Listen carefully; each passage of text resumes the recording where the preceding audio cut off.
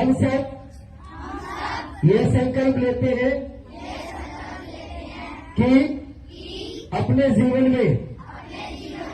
कभी भी किसी भी प्रकार का नशा नहीं करेंगे और हमारे संज्ञान में यदि कोई व्यक्ति ऐसा आता है जो किसी भी प्रकार का नशा करता है तो हम सब अपनी जिम्मेदारी समझते हुए उस व्यक्ति को समझाने का प्रयास करेंगे वह उस समाज में एक